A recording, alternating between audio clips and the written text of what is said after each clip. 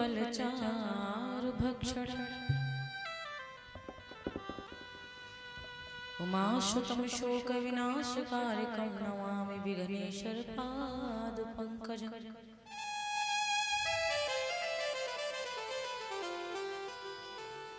नीलांबुज श्यामल कोमलांगं सीता समारोपित वाम भागं पाणौ महाशायक चारु चापं नमामि रामं रघुवंशनाथं।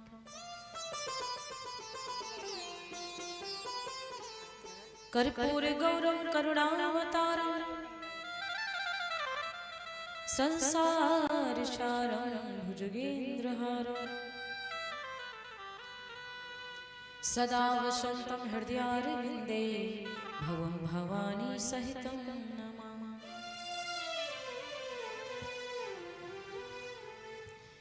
सर्वमंगलमांगल्ये शिवे सर्वार्थसाधिके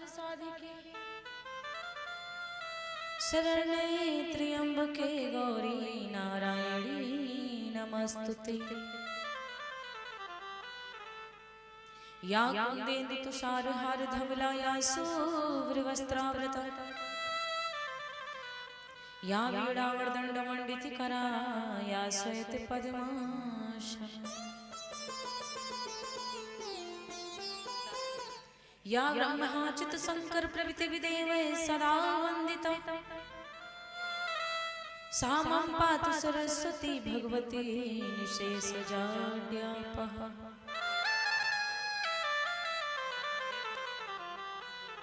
गुरुर्ब्रह्मा गुरुर्विष्णु गुरुर्देवो महेश्वरः गुरुर्साक्षात् परब्रह्म तस्मै श्री गुरुवे नमः।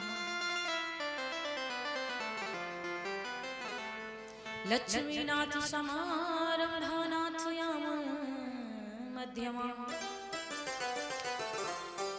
अस्मदाचार्य पर्यन्ता वन्दे गुरुं परम्परा।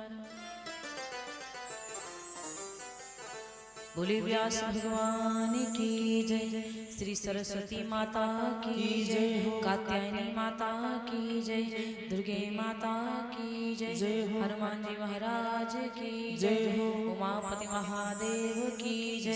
जय जय श्री सीताराम, जय जय श्री सीताराम, जय जय श्री सीताराम। नमः पार्वती पतये हर हर महादेव। राधे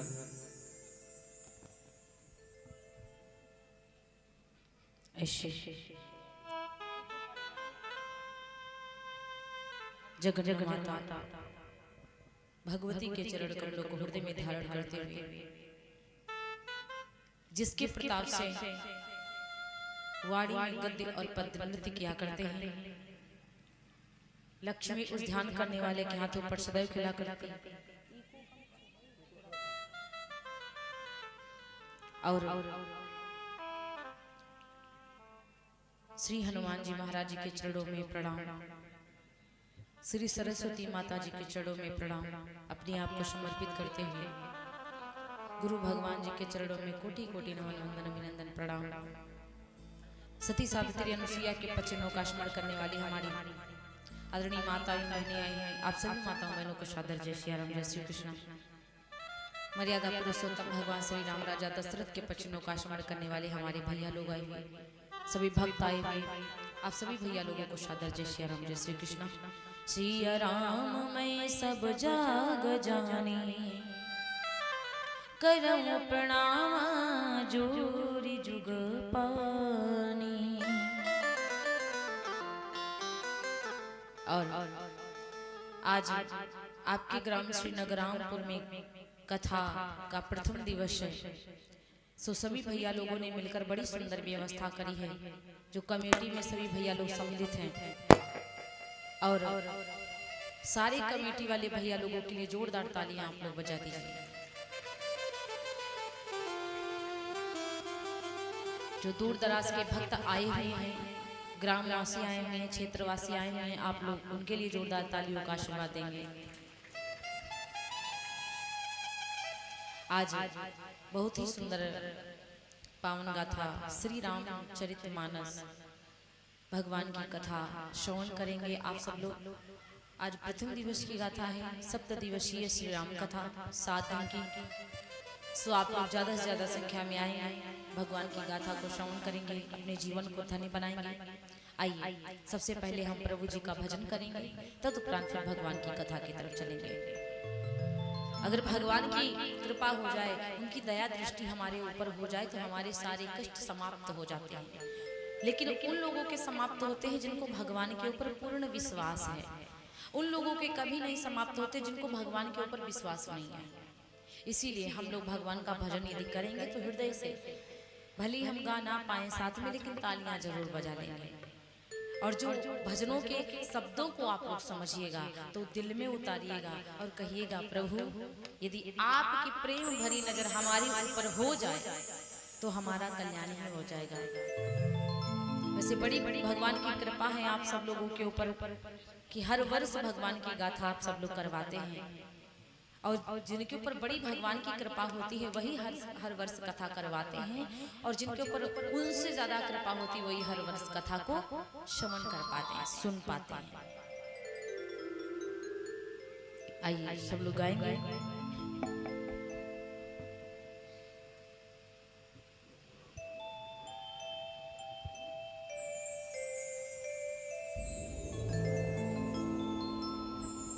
एक बार जो रघुवर की नजरों का इशारा हो जाए, श्री राम जय राम जय राम जय जय राम, श्री राम जय राम जय राम जय जय राम। एक बार जो रघुवर की नजरों का, एक बार जो रघुवर की नजरों का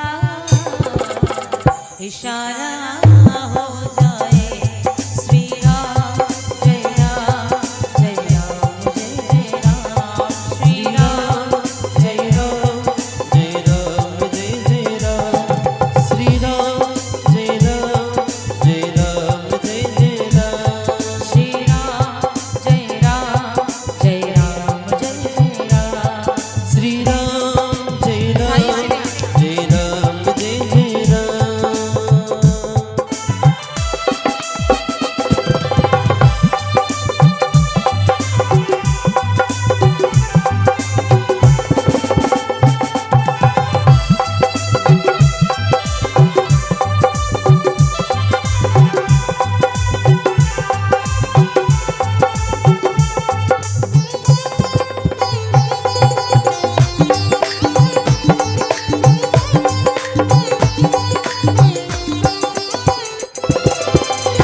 हे राम तुम्हारे चरणों में आशीष सभी को मिलती है, राम तुम्हारे चरणों में आशीष सभी को मिलती है, श्री राम जय राम जय राम जय जय राम, श्री राम जय राम जय राम जय जय राम, श्री राम जय राम जय राम जय जय राम।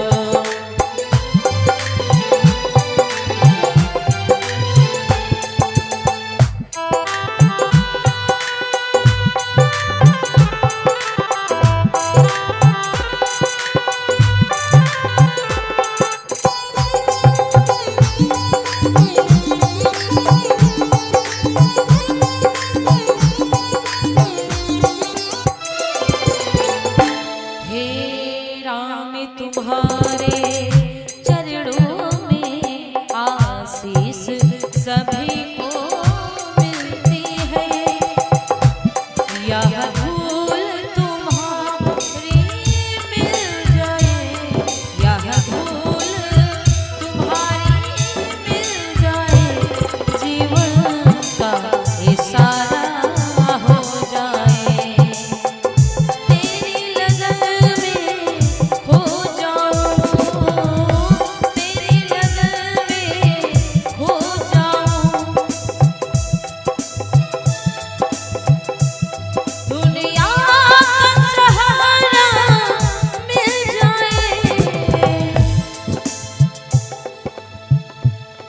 बार जो रघुबर की नजरों का इशारा श्री राम जय राम जय राम जय जय राम श्री राम जय राम जय राम जय जय राम श्री राम जय राम जय राम जय जय राम।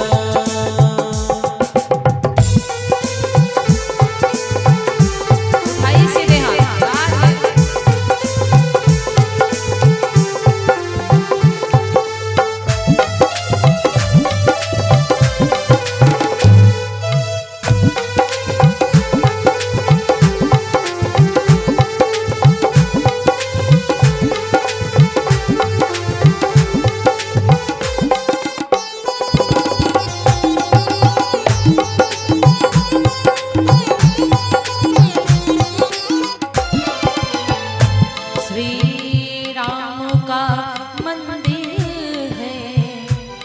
भागीरथ गंगा बहती है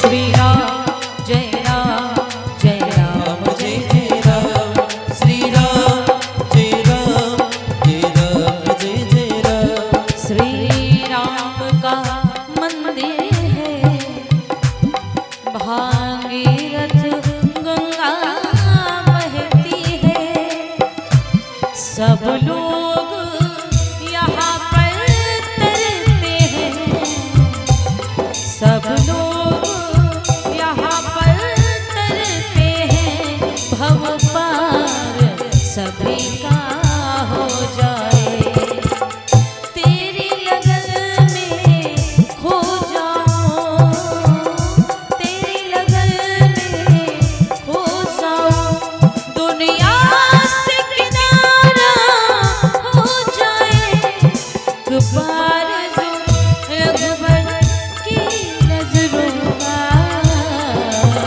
इशारा हो जाए एक बार जो रघुबर की नजरों का इशारा हो जाए श्री राम जय राम जय राम जय जय राम श्री राम जय राम जय राम जय जय राम श्री राम जय राम जय राम जय जय राम।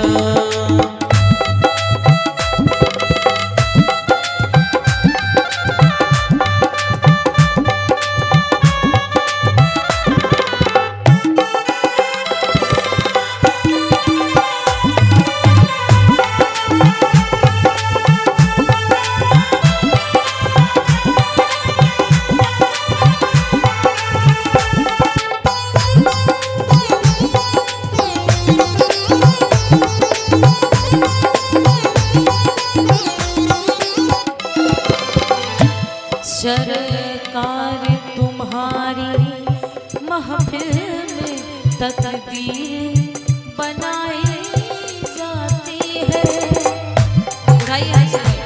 सरकार तुम्हारे महफिल में तकदीर बनाई जाती है उठाइए सीधे हाथ आंखों को बंद करिए अब बोलिए कहिए आप लोगों की आवाज यहाँ तक आने इतनी ऊंची आप लोग हमको बिठा दिए हैं हे भगवान वहां की आवाज यहाँ पे आनी चाहिए कहिए श्री राम तुम्हारे महफिल में तकदीर बनाई जाती है श्री राम जय राम जय राम जय जय राम श्री राम जय राम जय राम जय जय राम श्री राम बोलो श्री राम जय राम जय राम जय श्री राम जय राम जय राम जय जय राम सरकार तुम्हारी महफिल में तकदीर बनाई जाती है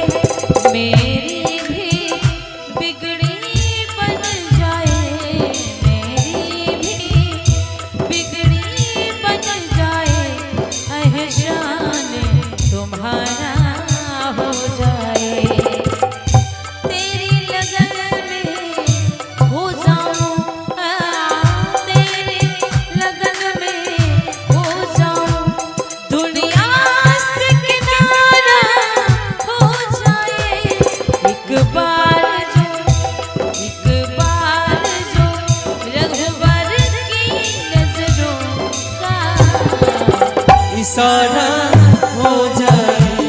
श्री राम जय राम जय राम जय जय राम। श्री राम जय राम जय राम जय जय राम।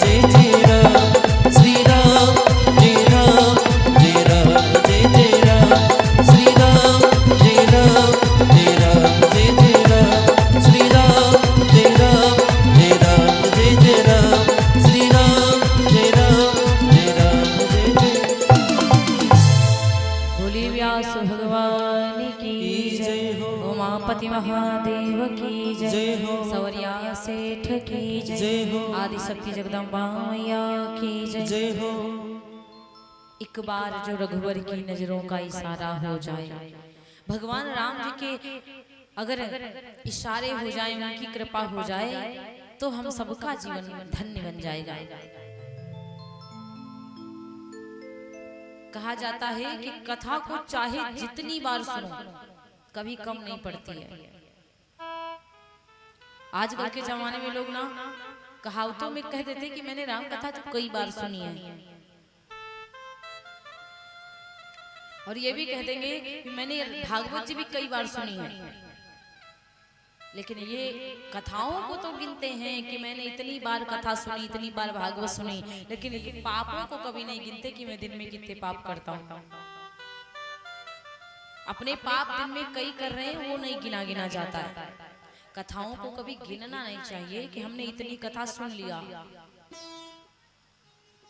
और अगर बिल्कुल अवधी भाषा में कहा जाए, देहाती भाषा में, तो बहुत लोगों की आदत है, कहेंगे अरे तमाम कथाएं सुन डारे, कहते हैं ना ऐसे। सुन डारे का मतलब क्या होता है? सुंडारिन का मतलब बहुत सारी कथाएं सुनी और डाल दिया, फेंक दिया, इधर से सुनी और इधर से निकाल दिया, होता है ना ऐसा। सबसे बड़ी खराब बात है, कथा को सुंडारिन नहीं है, कथा को सुन लिया, और लिया का मतलब अपने जीवन में भी उतार लिया। कथा क्या है? आज कथा ज्यादा नहीं हो पाएगी मैया, क्योंकि आज इतना भगदड़ हो गया सबका, A to Z, आप लोगों का, हम लोगों का। कल इतने बजे तो हम लोग वहां से बिहार में शायद व्यवस्थाएं कर रहे थे कि हमें नगराम जाना है। जिंदगी में पहली बार मैया गाड़ी से हम आए इतनी दूर। इतना तो मुझे गाड़ी लगती है, हमको गाड़ी बहुत घूमनी, लेकिन खैर भगवान जी की कृपा से कुछ भी नहीं हुआ, कोई दिक्कत नहीं हुई, चले तो आए। और जिंदगी में पहली बार पूरा गांव घूमने गए किसी का, मतलब कोई दिक्कत नहीं है, बहुत सुंदर लगा पहली बार, अच्छा लगा मुझे, भक्तों का भाव अच्छा लगा, भक्तों के संग जाना अच्छा लगा। यहाँ कलश यात्रा में भी इतना बहुत सुंदर व्यवस्था भैया लोगों ने किया, अच्छा लगा। और भगवान के दरबार पैदल भी आना चाहिए, पैदल भी आना चाहिए, लेकिन मैं मतलब पहली बार गई इसलिए मैं बता रही हूँ।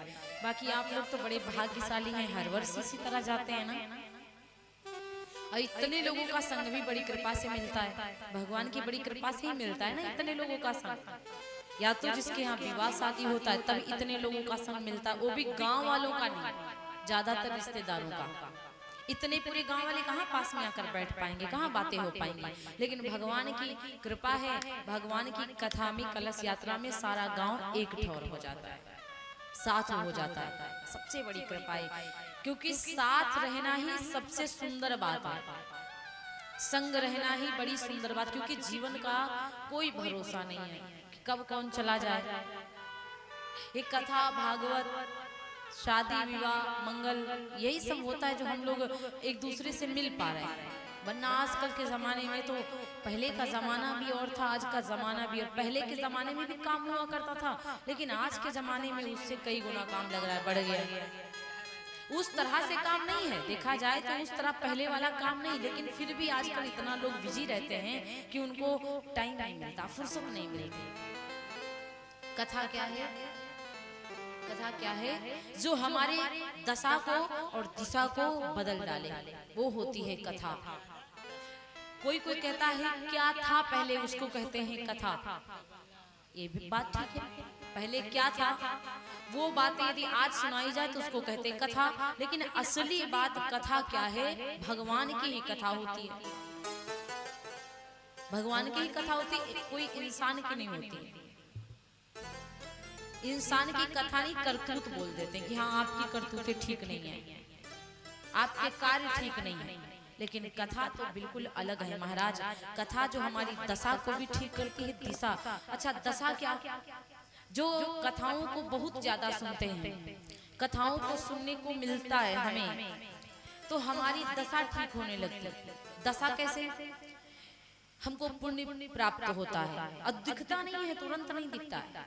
कोई भी चीज इस कलयुग में तुरंत नहीं दिखती है, समय लगेगा। समझ रही हो मैया? सब्र का फल मीठा होता है, थोड़ा इंतजार ही करना पड़ेगा। आप लोगों ने सुना होगा कि कथाओं में जितना लोग खर्चा करते हैं, बाद में उनकी उतनी उससे ज्यादा व्यवस्था भगवान बना देते हैं। 10,000 खर्चा करते तो क्या साल भर में 10,000 उनके पास रखा होगा? एक साल में कथा करवाते तो एक साल के बीच में भगवान बना ही देते हैं व्यवस्थाएं। बस दिल अच्छा होना चाहिए, हृदय अच्छा होना चाहिए। रामचरितमानस सुनने से हमारा जीवन सही होता है, हमारे बच्चों का जीवन सही होता है। रामचरितमानस को हमें, रामचरितमानस में जो राम जी ने किया है वो हमें करना चाहिए। और श्रीमद् भागवत महापुराण ज्ञान गंगा, श्रीमद् भागवत में जो श्री कृष्ण करके गए हैं वो हमें करना नहीं है, वो केवल हमको सुनना।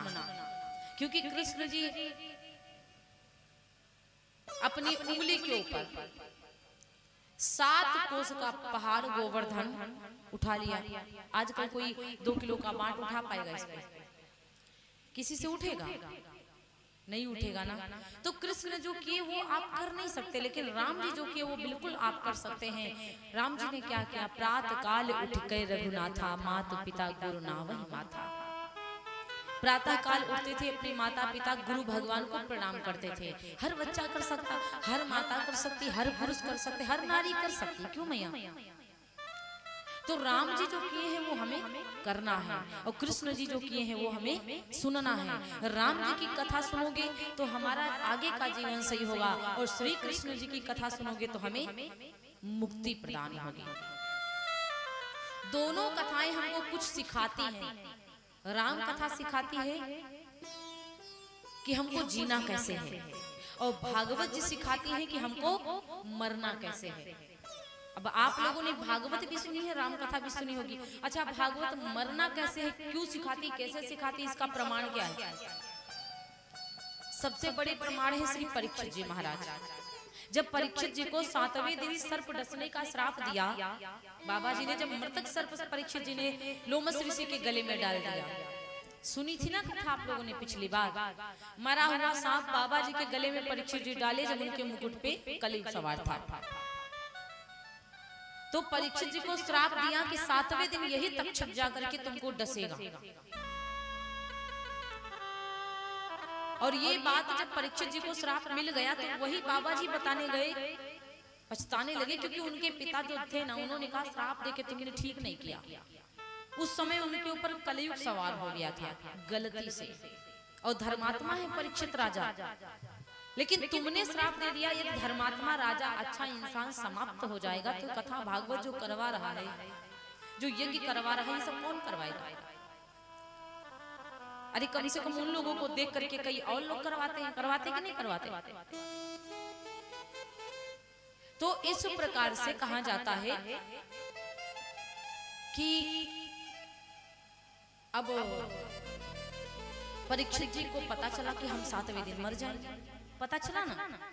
और जब ये पता चला कि हम 7वें दिन मर जाएंगे तो उन्होंने क्या किया कि हम मरेंगे कैसे, हमको किस तरह से मरना है। आज के जमाने में किसी को पता चल जाए कि हम परसों मरने वाले हैं तो यही होगा। बहुत ऐसे दुनिया में लालची लोग पड़े हैं कि अरे ये वाला रसगुल्ला ले आओ, आज वो वाला छेना ले आओ, वो वाली पापड़ी ले आओ, वो वाला मोहन भोग ले आओ, सब हमको खिलाओ क्योंकि हम परसों मर ही जाएंगे, हमारी इच्छाओं को पूर्ण कर दो।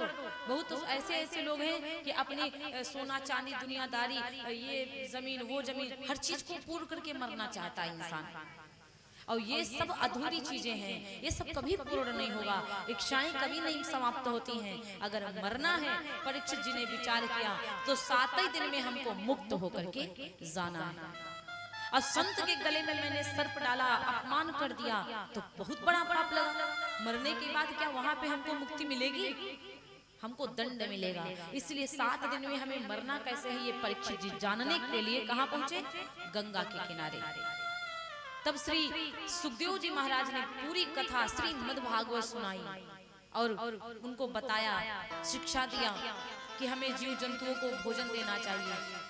घर में भोजन बनाओ तो गैया को भोजन देना चाहिए। भिखारी आ जाए तो भले आप चुटकी थोड़ी दो, लेकिन कभी खाली हाथ नहीं जाने देना चाहिए। और दूसरों को परेशान नहीं करना चाहिए, ईर्ष्या नहीं करना चाहिए, अहंकार नहीं करना चाहिए। यही सब भागवत जी में बताया और उसी को छोड़ करके परीक्षित जी 7 दिन भागवत सुने, 7वें दिन प्राप्त हो गए मोक्ष को।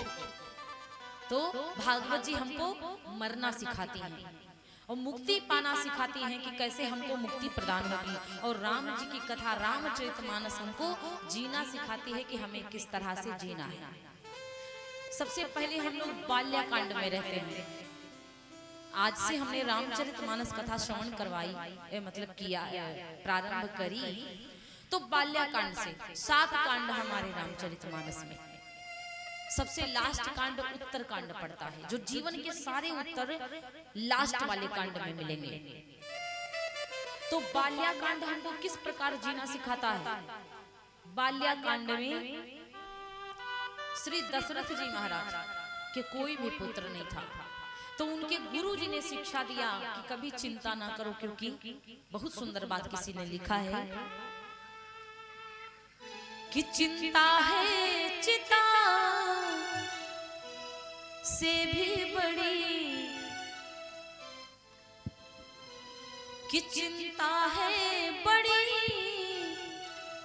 चिता से भी नर को निर्जीव बनाती है। चिंता है बड़ी चिता से भी नर को निर्जीव बनाती है।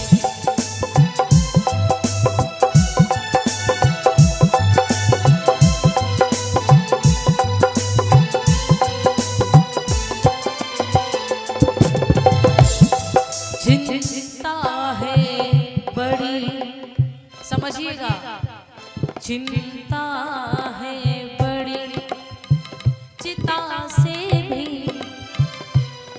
नर को निर्जीव बनाती है। मुर्दे को चिता जलाती है, मुर्दे को चिता जलाती है, जिंदा को चिंता खाती है। श्री राम जय राम जय राम जय जय राम, श्री राम जय राम जय राम जय जय राम, श्री राम जय राम जय राम जय जय राम, श्री राम जय राम जय राम जय जय। चिंता क्या है? चिंता चिता से भी ज्यादा बड़ी होती है। चिंता चिता से भी ज्यादा बड़ी होती है। चिता तो खैर मुर्दे को, मरे हुए आदमी को जलाती है, लेकिन चिंता क्या करती है? चिंता क्या करती? जिंदा आदमी को खा जाती, समाप्त कर देती। जिस व्यक्ति को चिंता होती है उससे जाकर पूछो कि कितना कष्ट होता है। उससे जाकर पूछो कितना दर्द होता है चिंता में। इसीलिए चिंता ना करो, जो कथाओं को श्रवण करता है उसकी चिंताएं समाप्त होती हैं। कलयुग में तुरंत फल नहीं मिलता, सतयुग में मिला करता था। सतयुग में हजारों वर्षों तक के संतों को तपस्या करना पड़ता था और तपस्या करते करते करते करते समय व्यतीत हो जाता था और इतना तपस्या करने के बाद भी इतनी सी गलती के कारण तुरंत कोढ़ी उड़ जाती थी, तुरंत मनसा का पाप लगता था। किसी के प्रति गलत सोच लिया, किसी का अपमान किया, किसी की बुराई करी, अपने आप को ज्ञान में आगे दर्शाया, तुरंत गलती से भी गलती हो जाती थी तो मनसा का पाप लगता था। यानी कि 1000 साल जो हमने तपस्या किया वो एक पल में बर्बाद। समझ रहे हो ना? लेकिन कलयुग में ऐसा नहीं है। कलयुग में लोग इतनी जल्दी जल्दी पाप कर देते और जान के करते। गलतियां से हो जाए तो कोई बात, जानते हैं कि ये हम गलत कर रहे हैं फिर भी गलत करते तो उनको तुरंत फल नहीं मिलता। लेकिन ये ना सोचो कि मिलेगा ही नहीं, ये नहीं सोचना चाहिए कि हमें अभी नहीं मिला तो कभी नहीं मिलेगा, क्योंकि जो जैसा कर्म करता है फल उसको वैसा ही भुगतना पड़ता है। क्योंकि बड़ी सुंदर चौपाई लिखी है, कर्म प्रधान विश्व करि राखा, कर्म प्रधान विश्व करि राखा, कर्म प्रधान विश्व करि राखा, कर्म प्रधान विश्व करि राखा, कर्म प्रधान विश्व करि राखा, कर्म प्रधान विश्व करि राखा, जो जस करई सो तस फल चाखा, जो जस करई सो तस फल चाखा, जो जस करई सो तस फल चाखा, जो जस करई सो तस फल चाखा।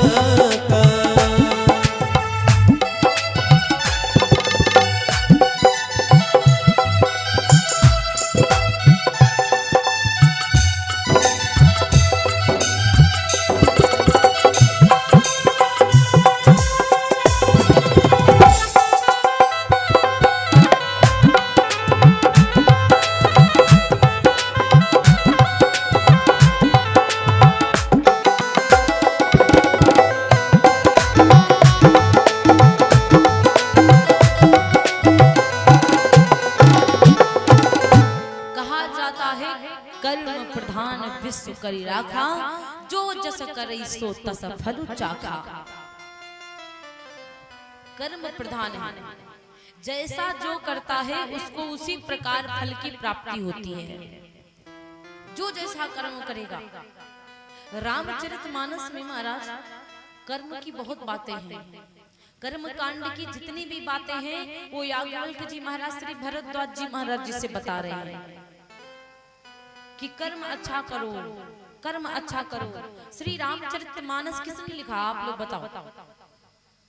आप सब लोग पढ़े हैं, पढ़ी भी होंगी, माताएं भी पढ़ी लिखी होंगी, बेटियां भी बैठी हुई हैं। श्री रामचरितमानस के रचयिता कौन है?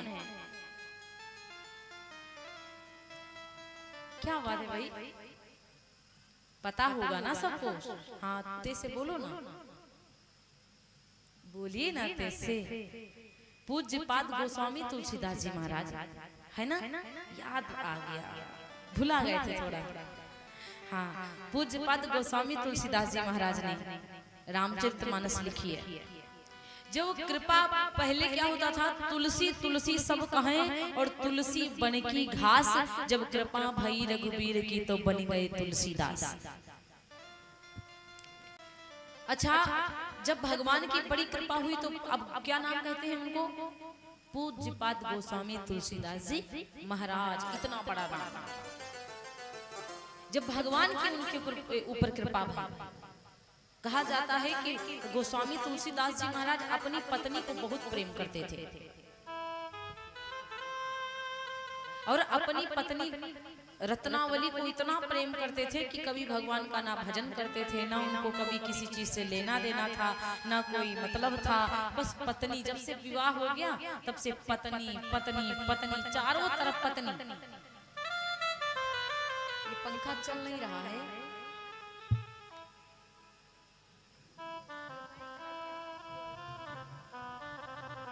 तो महाराज जब से विवाह हुआ तब से पत्नी की ज्यादा याद आती रहती है। जब नहीं हुआ था तो बाबा जी केवल गैया चराते थे। जब नहीं हुआ था तो केवल गैया चराते थे महाराज। और जब हो गया तो जिधर से भी आते हैं बस सबसे पहले यही प्रश्न करते हैं कि पत्नी देवी कहाँ गई, रत्नावली कहाँ चली गई। अच्छा क्या हुआ कि एक बार तीजे पड़ गए। तीजे समझ रही हो? घुघुरी, घुघुरी बोलती हो ना आप लोग? हाँ, तो घुघरी पड़ गई। तो जब तीजे पड़े तो उनके भाई तीजे लेकर के आए, घुघरी लेकर आए। तो जब उनके भाई आए तो एक बार अपनी दीदी से बोले, दीदी एक बात बताओ, इतने साल हो गए हैं विवाह किए, आपके महीनों गुजर गए, जब से आप वहाँ मायके से आई हैं ससुराल, तो का जीजा जी इतना आपको मानते हैं कि आप आ नहीं सकती, माता पिता की याद आपको नहीं आती घर की? तो देवी रत्नावली बोली, भैया ऐसी बात नहीं है, मानते तो ही हैं, प्लस मैं आना चाहती हूँ तो तुम्हारे जो जीजा जी है ना वो हमें आने ही नहीं देते, अपना दुख बटोर कर हमारे सामने रख देते हैं। बताओ हम अपने आप भागें क्या? कई दिनों से कह रहे हैं कि हमको मायके जाना है, हमको मायके जाना है, हमको लेकर चलो, लेकर चलो। अरे गैया चराने से फुर्सत मिले तब ना लेकर चलेंगे हमको। तो बोले अच्छा दीदी, बोले गैया चराने से फुर्सत मिले तब ना हम जाएंगे वहाँ, और वहाँ से आते तो सबसे पहले दर्शन हमारे होते हैं। यदि हमारे दर्शन नहीं हुए तो सब गड़बड़ झाला बेकार हो जाएगा। भाई कहने लगा, दीदी बात तो तुम्हारी ठीक है, पति इतना प्रेम करने वाला मिला है। देवी ने कहा प्रेम करने वाले तो है, लेकिन 24 घंटा पत्नी में रमे रहना ये मूर्खता, कभी कुछ और भी कर लेना चाहिए। 24 घंटे केवल पत्नी पत्नी पत्नी तो फिर गलत बात है महाराज, और भी कार्य देखना चाहिए। पत्नी के भी भाई हैं, माँ है, पिता है, कभी कभी उसको मायके भी जाने देना चाहिए। तो पिताजी ने, भैया जी ने कहा कि दीदी क्या आप चलेंगी अब कहो तो आज हम जीजा जी से पूछ लें। तो रत्नावली ने कहा नहीं नहीं नहीं, गलती से भी मत पूछ लेना, अब अगर गलती से भी तुमने पूछ लिया ना तो पक्का है वो और भी नहीं जाने देंगे, और जब गलती से भी पूछ लिया तो ना जाने फिर क्या होगा, वो जाने देंगे नहीं मुझे। तो बोले फिर दीदी क्या करें? कहने लगे करना क्या है, आप चलिए किसी तरह से बात करें। दीदी जी ने कहा नहीं नहीं, आज हम चलेंगे लेकिन बिना बताए, आज हम चलेंगे लेकिन बिना पूछे। अच्छा भाई को लगा कि कहीं ऐसा ना हो दीदी जीजा जी गड़बड़ हो जाए, गुस्सा हो जाए। बोले गुस्सा होंगे तो होने दें, लेकिन हम चलेंगे जरूर। बिना बताए पति देवता को पत्नी देवी मायके चल गई। बरसात का महीना था, सावन का महीना में बरसात होती है ना, सावन का महीना था, मायकों को जाकर पहुंच गई। और जब मायके को जाकर पहुंची, गैया चराकर बाबा जी आए। बाबा जी सबसे पहले आगे पत्नी से मिलते थे। रत्नावली कहाँ गई तुम? अरे कहाँ हो? तो भतीजे नहीं होते हैं, आए दौड़कर, हाँ चाचा जी क्या हुआ? बोले तुम्हारी चाची कहाँ चली गई? बोली चाची चली गई मामा यहाँ, चाची गई मामा के यहाँ। अब भैया तुलसीदास जी जैसे सुने तुरंत उनको बहुत ज्यादा मतलब धक्का सा लगा कि बिना बताए चली गई, आज बिना बताए चली गई, ये ठीक बात नहीं है। अब उनको बड़ा कष्ट हुआ, बहुत उदास हो गए। कहा कुछ भी हो, अब भतीजों से बताया नहीं जाता, बहुत याद आ रही बाबा जी को। अब वो तो तब बाबा जी रामायण नहीं लिखे थे भाई, पहले की बात बता रहे हैं। फिर क्या हुआ, अब भाभी जी उनकी आई, बोली कुछ भोजन पानी होगा देवर जी की? नहीं होगा। आज ऐसे मूड अपसेट हो गया, कैसे देवर जी का भोजन पानी होगा?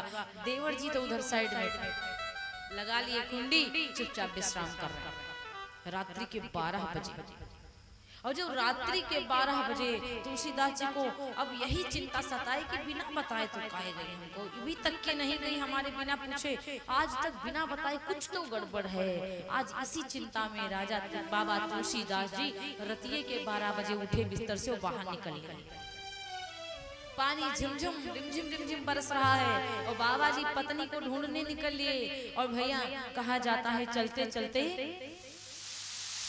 बाबा तुलसीदास जी नदी के किनारे पहुंचे। अब दो लाइनें हैं, जरा बोलेंगे सुनिएगा कि अब तुलसी ससुरारी चले हैं रामा, अब तुलसी ससुरारी चले हैं रामा, अब तुलसी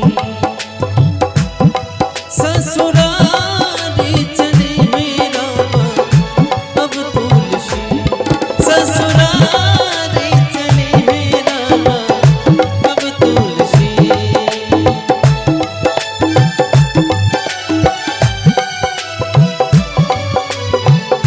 अब तुलसी ससुरारी चले हैं रामा, अब तुलसी ससुरारी चले हैं रामा, अब तुलसी।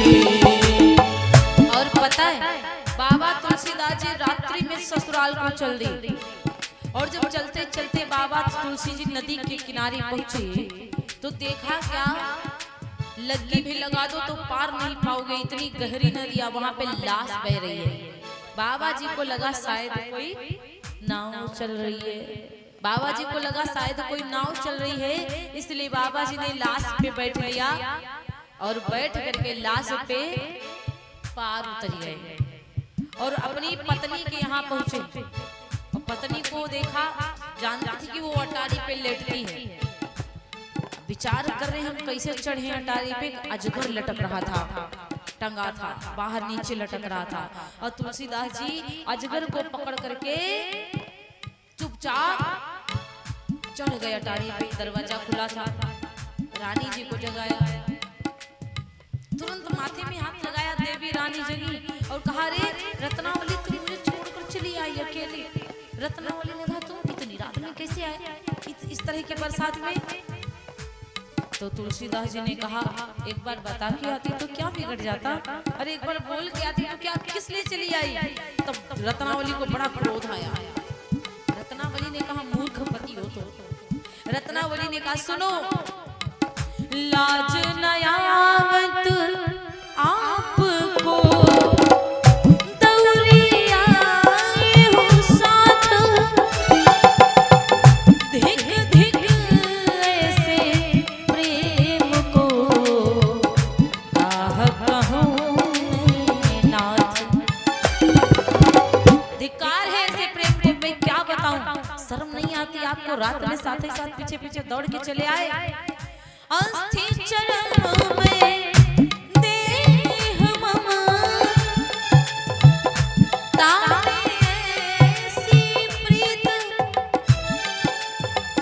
ऐसी जो श्री राम में होत न तो भय भी, हाँ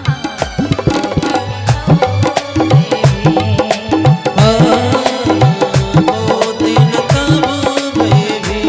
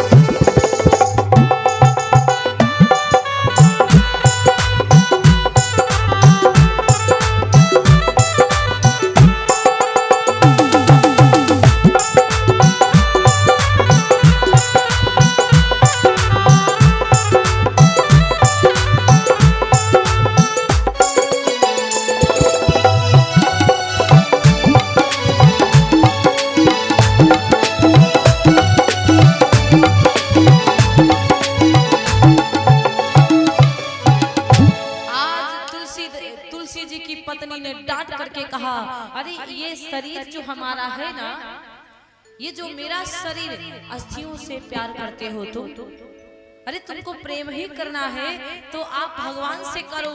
इस शरीर से जितना प्रेम है तुमको, अरे उतना यदि भगवान से प्रेम होता तो तुम्हारा कल्याण हो जाता। और इस शरीर से तुम इतना प्यार करते हो, काश तुम भगवान से प्यार करते तो तुम्हारा कल्याण हो जाता। और जब इतनी बात भगवान उनके पति देव सुनते हैं, और जब इतनी बात उनके पति देव सुने तो उनको बड़ा क्रोध आया।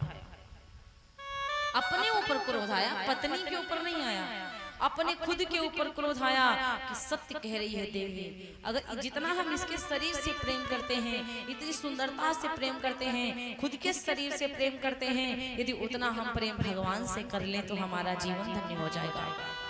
पत्नी के यह वचन रूपी मर्म स्थल, वचन रूपी तीर मर्म स्थल में लगे, हृदय पर लगे। और आज से पत्नी देवी की बात को सुनकर पूज्यपाद गोस्वामी तुलसीदास जी धर्म मार्ग पर चल बैठे। तब उन्होंने रामचरितमानस लिखा, और लिखवाया कौन लिखवाया? बाबा भोलेनाथ जी ने। रामायण और रामचरितमानस में अंतर है।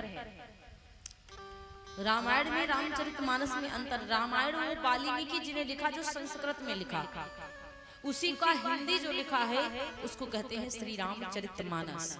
और हिंदी भोलेनाथ जी को पूरी रामचरितमानस पता है, ये मैं नहीं कहती, ये रामचरितमानस में ही लिखा है, भगवान भोलेनाथ ही ने लिखवाया, क्योंकि लिखा हुआ है, चौपाई है कि रची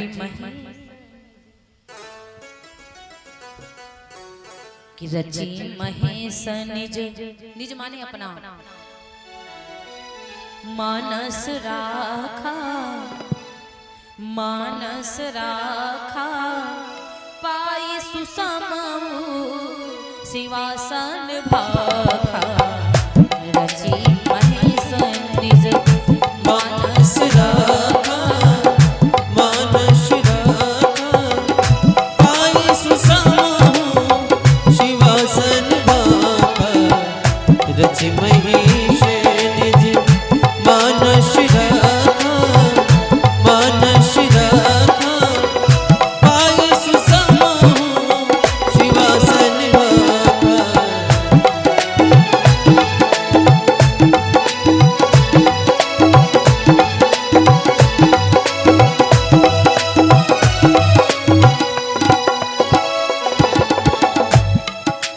रच महेश निज मानस राखा, पाई सुसमहु सिवासन भाखा।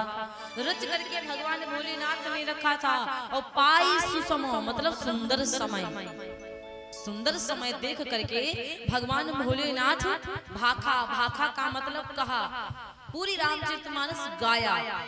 और जब गाया तो बाबा पूज्यपाद गोस्वामी तुलसीदास जी ने लिखा, क्योंकि अभी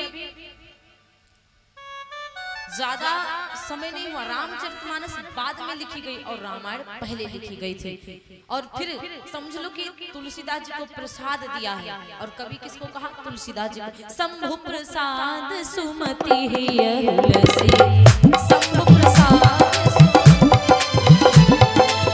शंभु प्रसाद सुमति है तुलसी। रामचरित मानस कवि तुलसी, रामचरित मानस कवि तुलसी, रामचरित मानस कवि तुलसी।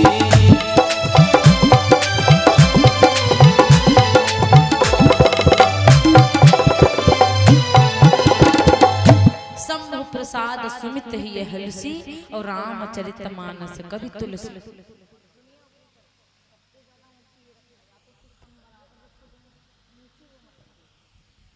बोले व्यास भगवान की।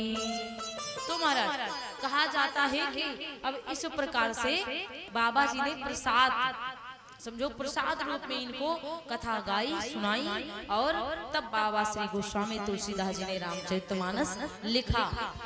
इसीलिए कहते हैं रामचरितमानस बिल्कुल कलयुग में मतलब कुल्हाड़ी के समान है। कुल्हाड़ी का काम क्या है? लकड़ी को काटना, और रामचरितमानस का काम है हमारे अंदर बैठे हुए विकारों को काटना, हमारे अंदर बैठे हुए पापों को काटना, ये रामचरितमानस का काम है। क्योंकि लिखा हुआ है राम कथा कल बिटप कुठारी।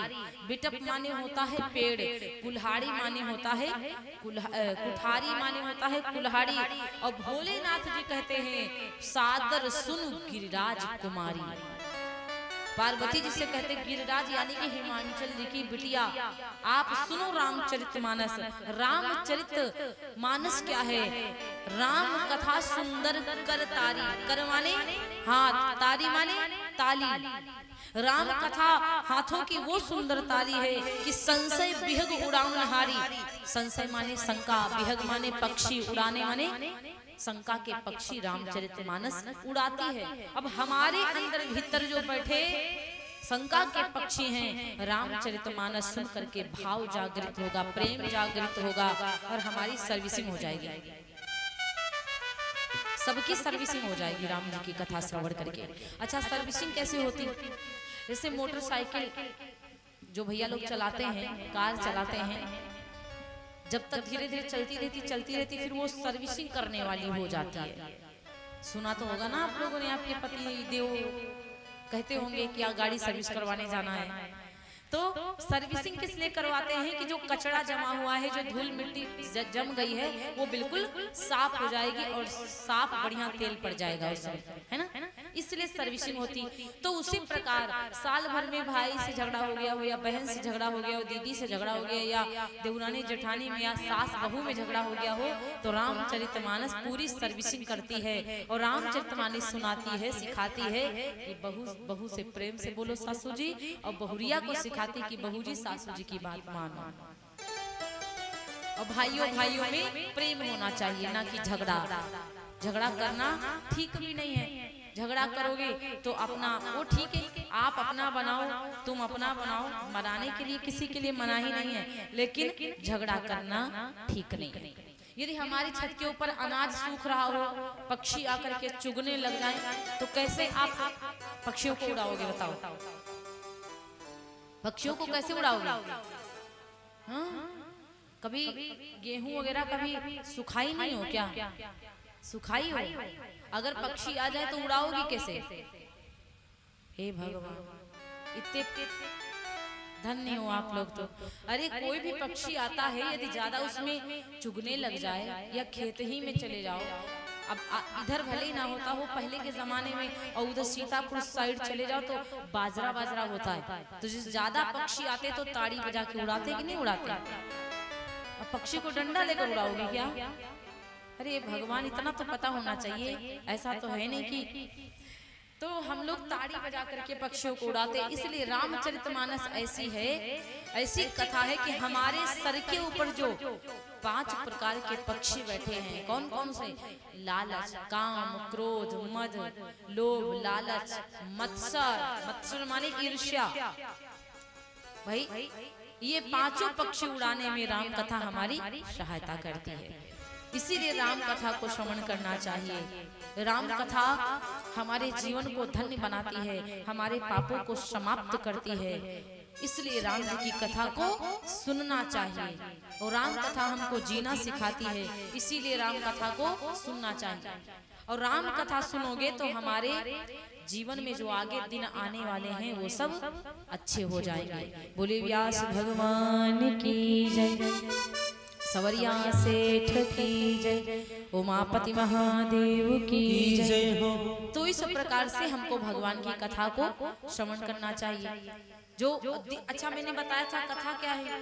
कथा वो है जो दशा को हमारी और दिशा को सही करती है। तो दशा हमारी गड़बड़ होती है तो उसकी कृपा से दशा सही होने लगती है, और दिशा यदि हमारा रास्ता मतलब हमारा चाल चलन गलत होता है यदि, तो कथा सुन के हमारा चाल चलन ठीक हो जाता है। अच्छा, चाल चलन का मतलब ये ही नहीं कि हम गलत हैं। चाल चलन का मतलब लड़कों के ऊपर भी आता है, बहुओं के ऊपर भी आता है। अब चाल चलन का मतलब ये कि कोई शराब पी रहा है, ये चाल ठीक नहीं है। कोई चोरी डकैती कर रहा है, ये भी ठीक नहीं है। आपस में झगड़ा करने की आदत है, ये भी ठीक नहीं है। ये सब चाल चलन ही तो है ना। इसलिए जो हमारी दशा और दिशा को ठीक करे उसको कहते हैं कथा। अब तेज से जयकारा लगाइए आप लोग, बोले व्यास भगवान की, आदि शक्ति जगदम्बा मैया की। ऐसा लग रहा जबरदस्ती बिठाए गए बेचारे, थोड़ा जोर से लगाइए जयकारा, थोड़ा तंत्र आवाज आनी चाहिए ना आप लोगों की। बोले उमापति महादेव की। अब इतना जोर लगा है, थोड़ा इससे और ज्यादा बैटरी चार्ज होगी ना, खाना वाना तो खाए होंगे। बोले उमापति महादेव की।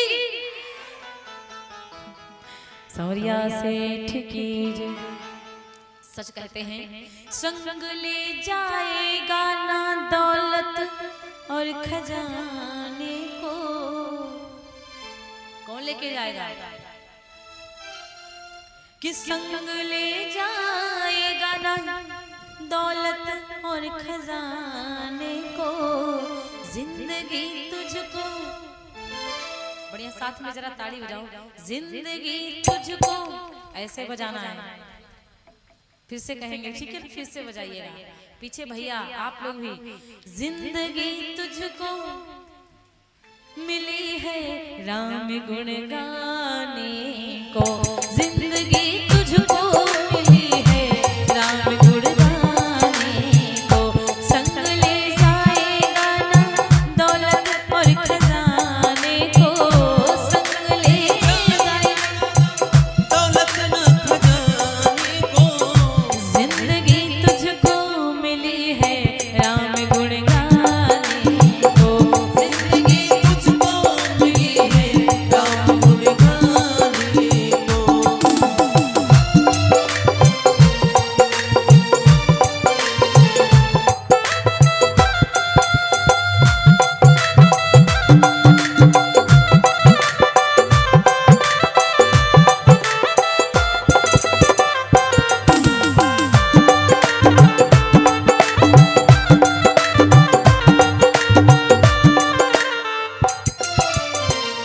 किसके बल पर तू जमाने में यहाँ फूल रहा, किसके बल पर तू जमाने में यहाँ फूल रहा।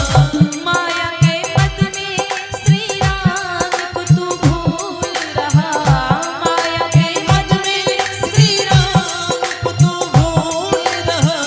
बड़ा मगरूर है तू, सत्य से दूर है तू, बड़ा मगरूर है तू, सत्य से दूर है तू।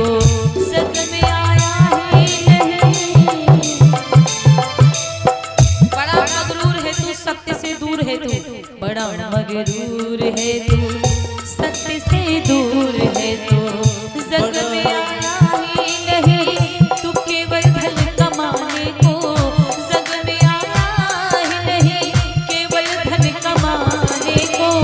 जिंदगी तुझको मिली है राम गुण गाने को, जिंदगी तुझको मिली है राम गुण गाने को।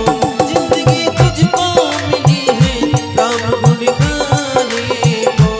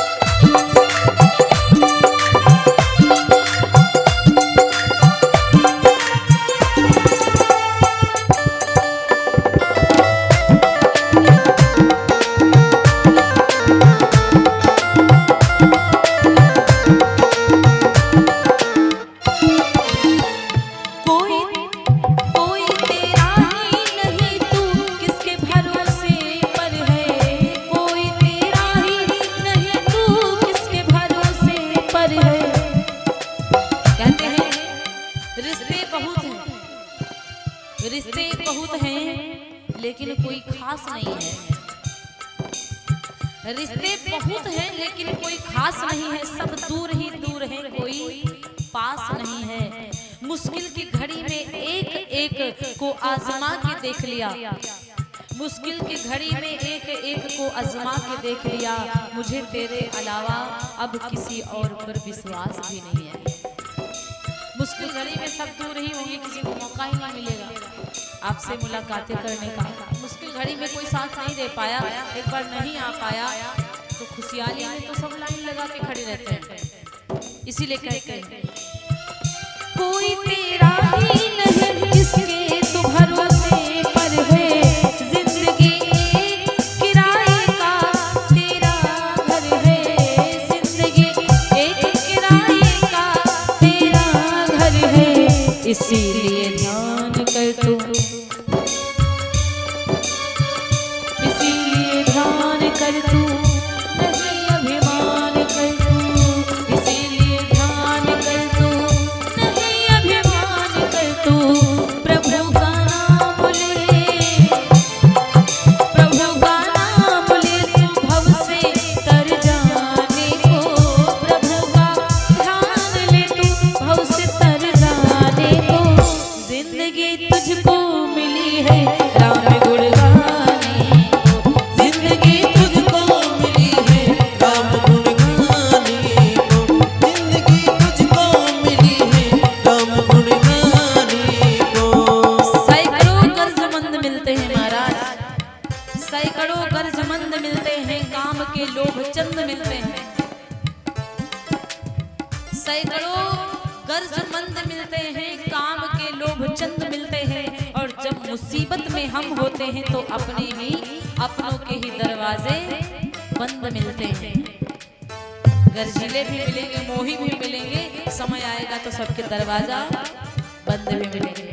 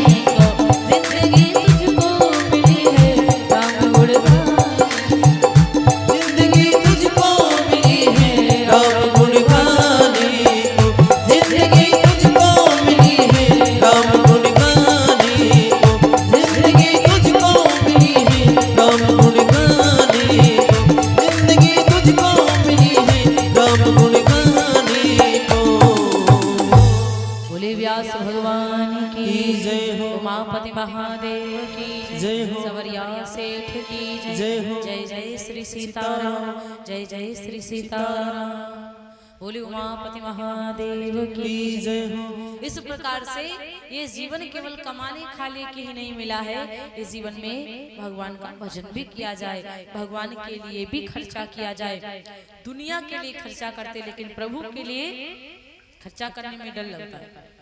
मेहमान आएंगे तो वीआईपी मिठाई आएगी, अब भगवान के लिए कपड़ा आएगा तो बिल्कुल कफन वाला। ये यहाँ की बात नहीं, कहीं कहीं पे ऐसा ही होता है महाराज। इसलिए भगवान के लिए भी अच्छी चीजें लाना चाहिए। ये नहीं कि डिब्बा में मिसरी भर दो तो एक महीना वही भोग लगा रहे हो। आप लोग जैसे ऊब जाते हैं रोज आलू की सब्जी खाते खाते, उसी प्रकार भगवान भी मिश्री खाते खाते ऊब जाते हैं। तो हर प्रकार से भगवान को भी भोग लगाना चाहिए।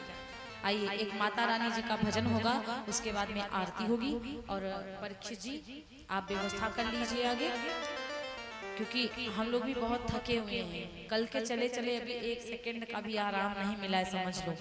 आइए एक माता रानी जी का भजन, तब तक परीक्षित जी आप आ जाइए। बोले उमापति महादेव की जय।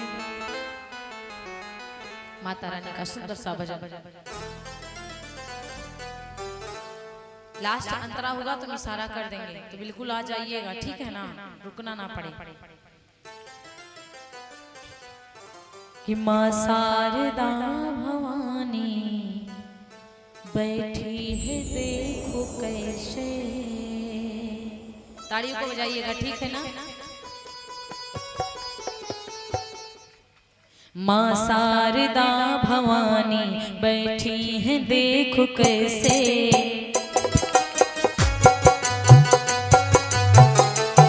माँ शारदा भवानी बैठी है देखो कैसे, मैया सजी है ऐसे, मैया सजी है ऐसे, दुल्हन बनी हो जैसे। माँ शारदा भवानी बैठी है देखो कैसे, माँ शारदा भवानी बैठी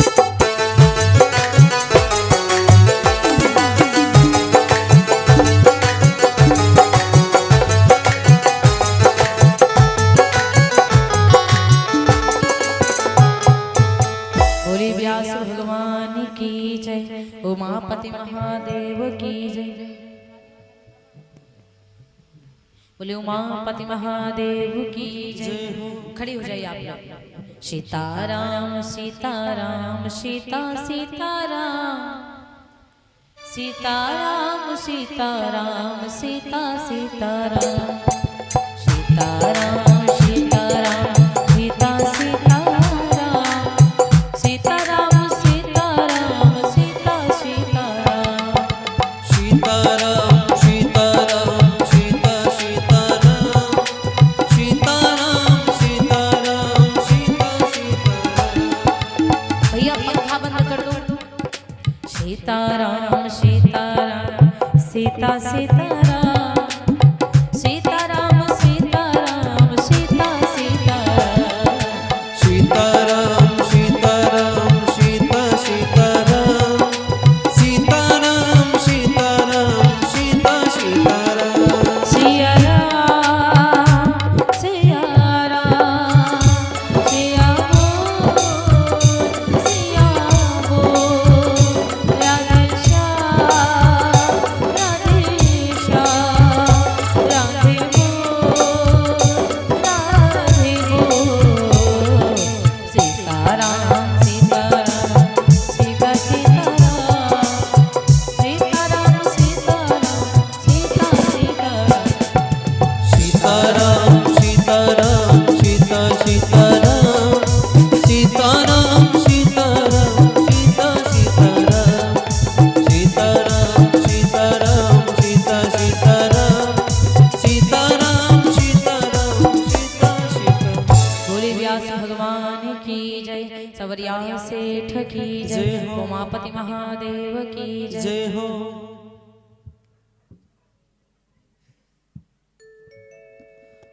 ओम हरि ओम ओम केशवाय नमः ओम माधवाय नमः ओम गोविंदाय नमः ओम हरि ओम चंद्रमा मनसो जादादिशो सूर्यो वजायत श्रोत्राद्वय प्राणस्य मुखादग्निर्जायत।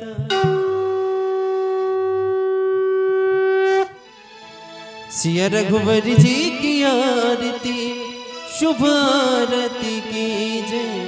सिया रघुवर जी की आरती शुभ आरती कीजिए।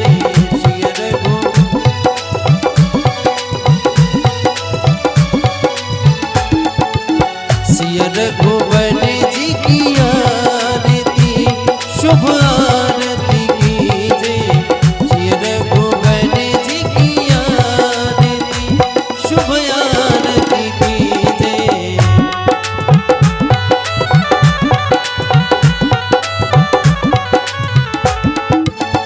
शीश मुकुट काने कुंडल सोहे। शीश मुकुट काने शीश मुकुट काने कुंडल सोहे। राम लखन सिया जानकी शुभ आरती कीजिए। सिया रघुवर जी की आरती शुभ आरती कीजिए।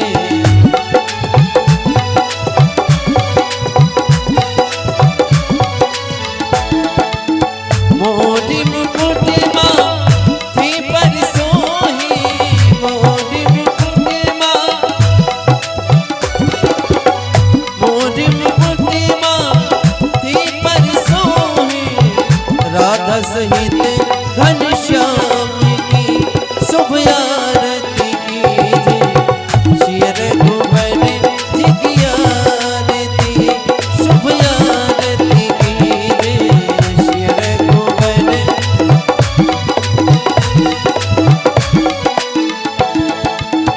अछत चंदन और घी की बाती। अछत चंदन और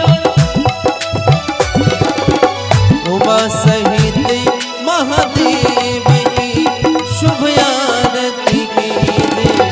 उमा सहित महादेव की शुभ आरती कीजिए। सिया रघुवर जी की आरती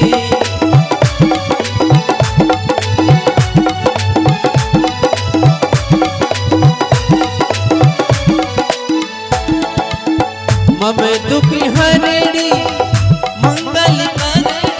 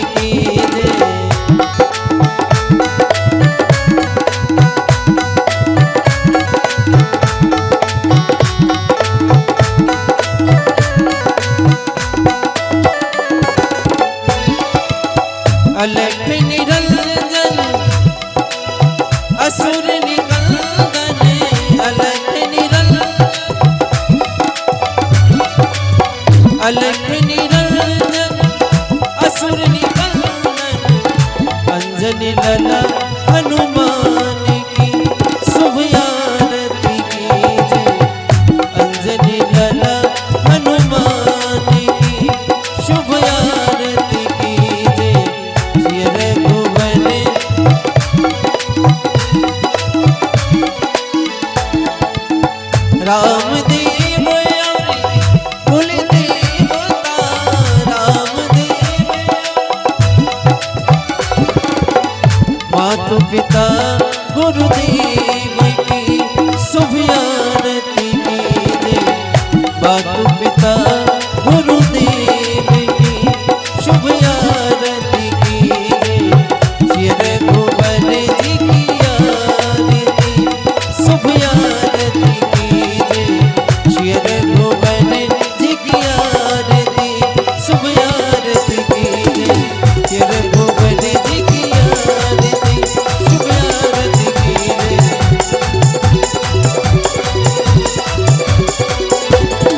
श्री रघुवर जी की आरती शुभ आरती कीजिए कर्पूर गौरम करुणावतारम संसार सारम भुजगेन्द्रहारम सदा वसंतम हृदयारविंदे त्वं भवानी सहितं नमामि त्वमेव माता च पिता त्वमेव बन्धु च सखा त्वमेव वेद्या द्रविणं त्वमेव शरणं मम देवदेव त्वमेव शरणं मम देवदेव त्वमेव शरणं मम देवदेव।